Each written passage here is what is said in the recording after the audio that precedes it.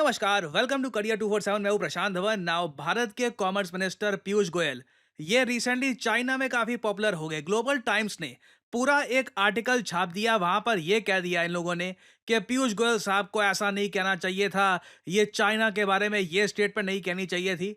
Now global times ने पीयूष गोयल साहब के बारे में कहा क्या है, ये सीधा मैं आपको दिखाता हूं and you will be surprise to know कि चाइना कितना ज्यादा प्रॉपरली ऑब्जर्व करता है कि भारत में कौन क्या कह रहा है। नाउ इधर आप देख पाओगे आर्टिकल ग्लोबल टाइम्स का। आप इस आर्टिकल को अगर ये जो वर्ड्स हैं इनको टाइप करोगे आपको ये आर्टिकल मिल भी जाएगा। और यहाँ पे लिखा है कि इंडियन मिनिस्टर स्लैम्ड, मतलब उनकी काफी आलोचना करी गई। अब आलोचना किसने करी? चाइना के एक्सपर्ट्स ने ही करी। Indian minister slammed for calling US tariffs opportunity of a life time. देखिए, चाइना आज के समय काफी कष्ट में है। ट्रंप ने टोटल टैरिफ जो चाइना पे लगा दिए हैं ये 145% है। और चाइना ये जानता है कि एक टाइम था जब चाइना पे टोटल टैरिफ लगे थे 54%। अगर चाइना चुप रहता उस वक्त और स्थिति जैसी थी वैसी रखता तो दुनिया भर के देशों पर 20-25% के आसपास टैरिफ थे।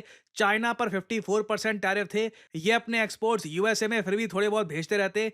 मगर चाइना ने जो रिटेलिएट किया है ट्रंप के अगेंस्ट, उसका इंपैक्ट ये हुआ है कि 90 डेज तक दुनिया भर के ज्यादातर देशों के टैरिफ ये 10% हो गए हैं।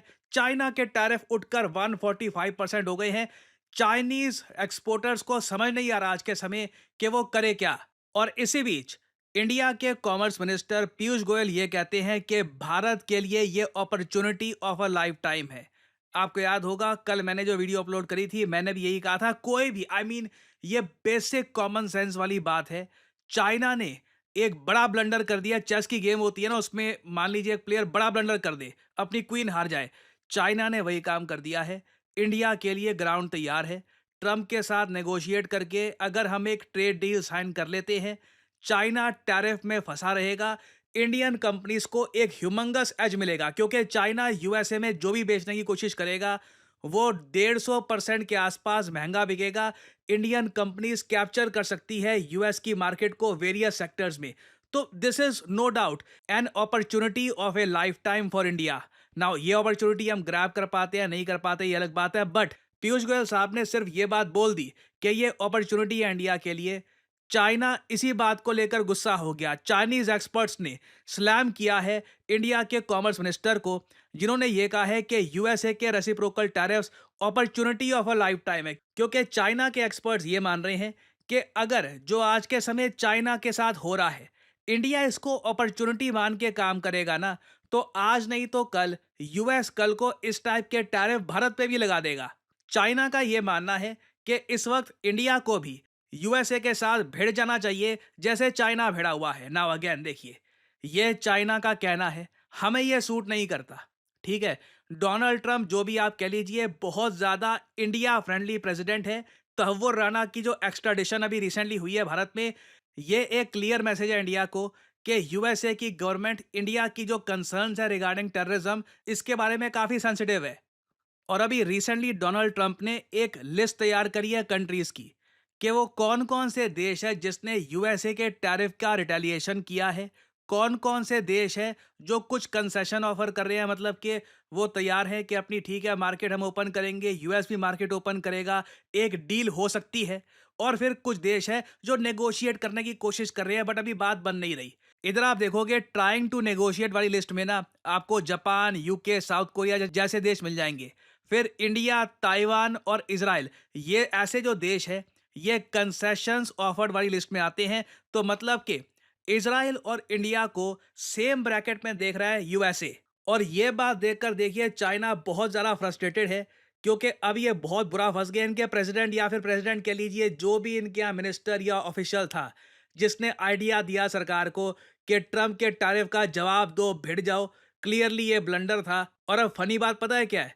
चाइना के जो स्पोक्समैन है वो यूरोप के मीडिया के सामने, यूएस के मीडिया के सामने बोल तो रहे हैं कि यूएस की मार्केट के बिना भी हम काम चला लेंगे, हमको एक्सेस और जगह मिल जाएगा।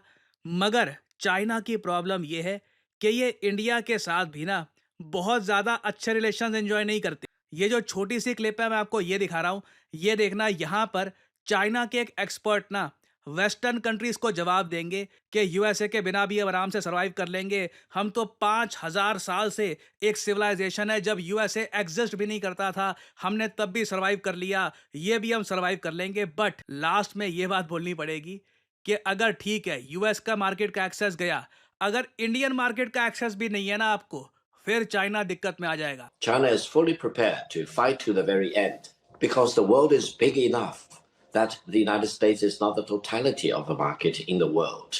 So, if the United States wants to go in that direction of completely shutting itself out of the China market, be my guest. Yeah, and China will lose the US market, which, as I've said, is 15%. We don't You care. can't.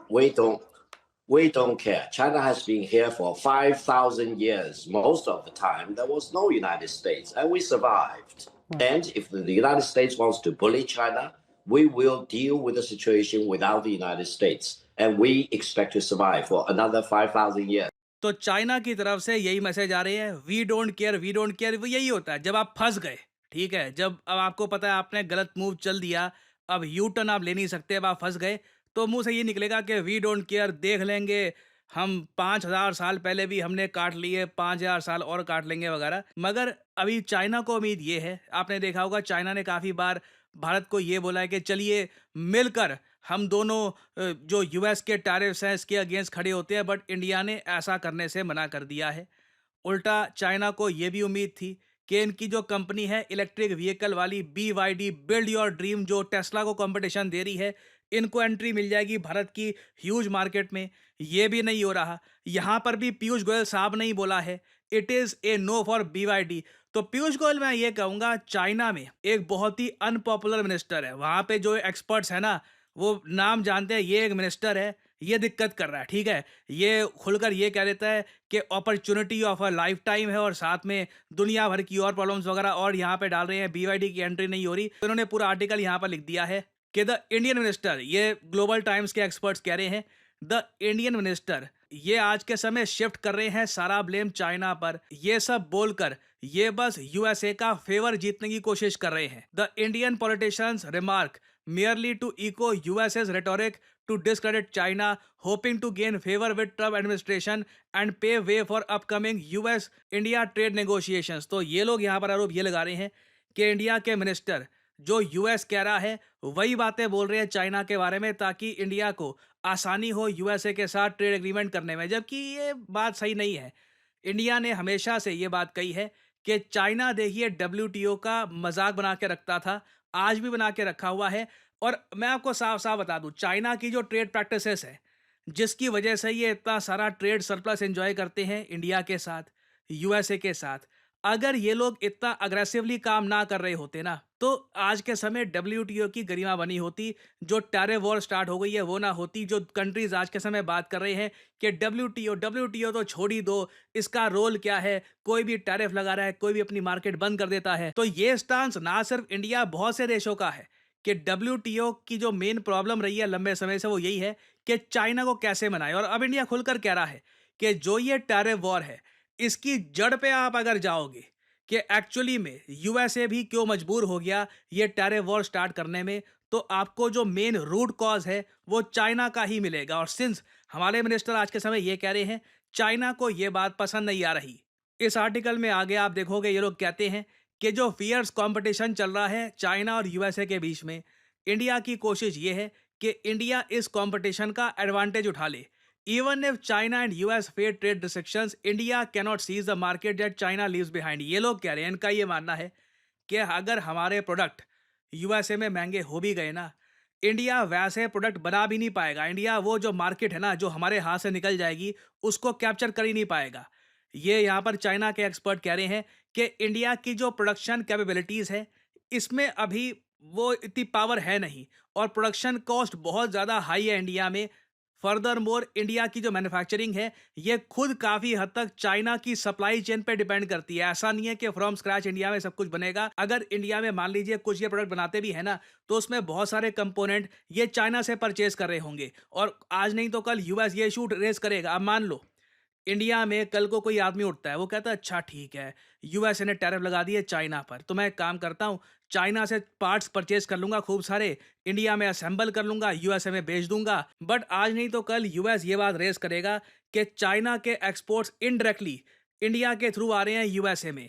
तो ये सब बातें उन्होंने यहाँ पर लिखी है, but ये लोग अंडर एस्टिमेट कर रहे हैं इंडिया की पावर को। आज से 5 साल पहले चाइना और इवन भारत में भी कुछ लोग थे, वो बार बार ये कह रहे थे कि इंडिया में आईफोन मैन्युफैक्चरिंग पॉसिबल ही नहीं है, होगी भी तो कोई पुराना सा कोई मॉडल होगा, वही वहाँ पे मैन्युफैक्चर कर रहे होंगे। बट आज के समय इंडिया में हम देख रहे हैं आईफोन के बहुत सारे पार्ट्स मैन्युफैक्चर किए जा रहे हैं और उनको हम असेंबल भी कर रहे हैं, मेड इन इंडिया लिखा जा रहा है आईफोन्स पर। और फ्यूचर में आप देखोगे ये बढ़ता ही जाएगा, चाहे आईफोन्स हो, चाहे इवन सैमसंग के फोन्स हो, लैपटॉप्स हो, इंडिया इन द फ्यूचर अपनी मैन्युफैक्चरिंग कैपेबिलिटी बढ़ाने ही वाला है। एंड आई होप सरकार इसके लिए जो भी हेल्प चाहिए ये देने को तैयार हो। मेरे हिसाब से सबसे बढ़िया काम हम ये कर सकते हैं आज के समय, जो हमारी इंडस्ट्री है उनके लिए टैक्स एग्जाम्पशन कर दो, स्पेशली एक्सपोर्ट की फील्ड में, मैन्युफैक्चरिंग की फील्ड में उनको जितनी हेल्प प्रोवाइड कर सकते हो प्रोवाइड कर दो। क्योंकि अगर आप जेन्युइनली मानते हो कि ये opportunity of a life time है, तो इसको ट्रीट भी ऐसे ही करना होगा। Opportunity of a life time जिंदगी में एक या दो बार ही आती है, हाथ से निकल गई तो फिर आप पछताओगे। तो खैर, चाइना ने अपनी तरफ से खूब फ्रस्ट्रेशन यहाँ पे दिखाया, बट इन दी एंड इस पूरे आर्टिकल में एक ही बात इको करती है कि ये क्यों कह रहे हो कि चाइना पर जो टैरिफ लगे हैं इससे इंडिया को फायदा हो जाएगा। ये बात देखिए चाइना को बहुत पीड़ा दे रही है कि जो इन्होंने जियोपॉलिटिकल ब्लंडर कर दिया है ना, उससे इंडिया को फ्री में बहुत सारा फायदा मिल जाएगा। ये बात चाइना को बहुत ज़्यादा चुभ रही है और इसके बारे में जेन्युइनली पढ़ना चाहते हो तो इनके आर्टिकल पढ़ो, जो इनके जियोपॉलिटिकल एक्सपर्ट्स कह रहे हैं वो पढ़ो। ये ऑनलाइन ट्विटर पे कोई क्या कह रहा है वगैरह, उससे कुछ आपको आइडिया मिलेगा नहीं। रीड करिए what the Chinese are writing और आप समझ जाओगे कि रियलिटी क्या है। और फाइनली यहाँ पे आप लोगों से मैं एक क्वेश्चन पूछूंगा कि भारत के सुप्रीम कोर्ट ने रिसेंटली एक MOU memorandum of understanding sign किया है किस देश के सुप्रीम कोर्ट के साथ जुडिशियल कोऑपरेशन इंक्रीज करने के लिए। ये है यहाँ पे आपकी ऑप्शन, ये बहुत ही रेयरली होता है। तो बताइए यहाँ पे सही आंसर क्या है? नेपाल, बांग्लादेश, जापान या भूटान? कमेंट सेक्शन में करिए उत्तर। जो लोग देंगे सही आंसर उनकी कमेंट को मैं दे दूंगा हार्ट, ताकि बाकी लोग समझ पाएं कि सही उत्तर क्या है। आप लोग यकीन नहीं करेंगे कितने सारे लोगों से मैं मिलता हूँ और उनसे बात करता हूँ और उनका एक ही सवाल होता है कि करियर में अब क्या करें। यू नो व्हाट, मुझे मैथमेटिक्स इतना अच्छा लगता नहीं है, कोडिंग वगैरह सीखने में मेरा मन नहीं लगता, मुझे कुछ और एक मतलब क्रिएटिव जॉब जहाँ पे मैं अर्ली स्टार्ट कर सकूँ वैसा कुछ सजेस्ट करिए। वेल, मैं यहाँ पे आपको बताना चाहता हूँ डिजिटल मार्केटिंग के बारे में। डिजिटल मार्केटिंग के अंडर आपका करियर कैसा हो, इस फील्ड के अंडर आप बन सकते हैं डिजिटल मार्केटिंग असिस्टेंट, आप बन सकते हैं एक एसईओ राइटर, आप बन सकते हैं सोशल मीडिया स्पेशलिस्ट, आप बन सकते हैं एक एसईओ मैनेजर, एक कंटेंट मैनेजर डिजिटल मार्केटिंग के अंडर। एंड सिमिलरली आप देखोगे डिजिटल मार्केटिंग के जो कोर्सेज हैं ये भी दुनिया भर में, चाहे यूएस हो, यूरोप हो, हर जगह ये कोर्सेज बढ़ते जा रहे हैं। और आप एक बात नोट करिएगा, ज़्यादातर जो ये कोर्सेज हैं बहुत ज़्यादा महंगे होंगे, सिर्फ इंग्लिश लैंग्वेज में होंगे और ये कोर्सेज बहुत छोटे होते हैं, 2-3 महीनों में ना हो गया कोर्स हो गया आपका, आपको बस आगे भेज दिया जाएगा। जबकि करियर 247 आपके लिए लेके आया है एक state of the art digital marketing course, जहाँ पे आपको मिलती है द बेस्ट फैकल्टी। आप लोग ऐसे प्रोजेक्ट्स पे काम करेंगे जिससे आपको मिलेगा जेन्युइन एक्सपीरियंस, आपको जॉब ढूंढने में भी हेल्प करेगा करियर 247, और एक प्रॉपर करियर गाइडेंस भी आपको मिलेगी हमारे कोर्स में। लैंग्वेज होगी इंग्लिश, कोर्स की जो वैलिडिटी है ये 1 साल की होगी। वैसे आपका कोर्स 6 महीने में खत्म हो जाएगा, आपको मिलेगा एक सर्टिफिकेट और आप स्टार्ट कर सकते हैं अपनी journey in the world of digital marketing. आप अगर 18-19 साल के भी हैं, ग्रेजुएशन नहीं करी, तब भी you can begin your journey as a digital marketing assistant और धीरे धीरे एक्सपीरियंस गेन करके आप अपनी लाइफ में आगे बढ़ सकते हैं। सो एनरोल करने के लिए आपको करना क्या है, सिंपली जाइए इस वीडियो के कमेंट सेक्शन में, पिन्ड कमेंट में आपको मिल जाएगा ये link, start your digital marketing journey now. और यहाँ पे आपको करना है इस लिंक पर क्लिक, आपके सामने खुल जाएगा ये पेज। इधर अपना नाम, ईमेल आईडी, फोन नंबर और ऑब्वियसली डिस्काउंट कोड यहाँ पे डाल देना PG10, ताकि जो प्राइस है इस कोर्स का इससे बहुत ज्यादा कम प्राइस में आपको ये कोर्स मिले। अगर आप कोड डालना भूल जाओगे तो प्राइसेस आपको काफी इंक्रीज मिलेंगे यहाँ पर। So always enter the code PG10 and simply apply. That's all I am saying, simply apply. Career 247 की तरफ से कंसल्टेंट आपको कॉल करेंगे, आप बात कर सकते हैं, जानकारी और ज़्यादा प्राप्त कर सकते हैं और आप स्टार्ट कर सकते हैं अपनी journey in the world of digital marketing. और याद रखिएगा, this is not just digital marketing, this is digital marketing with generative AI। So इसी नोट के साथ यह है वीडियो का अंत। Thank you for listening and as I always say, may the gods watch over you.